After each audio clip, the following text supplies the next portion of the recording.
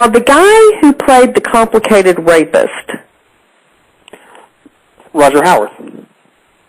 he's now doing another soap, right? Yeah, he's on As the World Turns now, yeah. Okay. And has he been on there for a long time? I think he went over there in 2003 or 4, somewhere in there.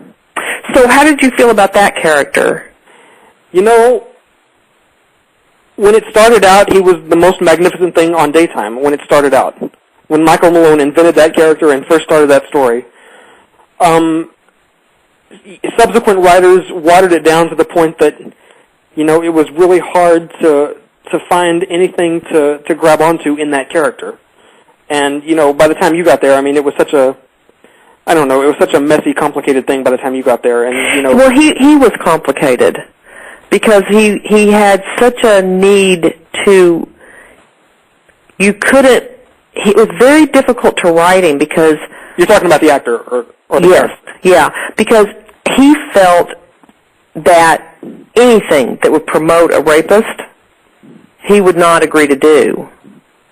So it was like a minefield because it was his history. There he is. He's, you know, there he is. But he would fight you on finding the good in him. You know, it was interesting. I mean, he's a very complex character, a very complex actor. But I could see where you'd get really trapped because Exactly. he just wouldn't allow love. He just wouldn't allow it. It was like he hated the character.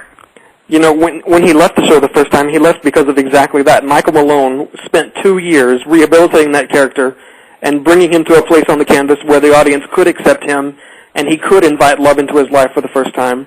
And Roger just refused to play it. He just absolutely vehemently refused.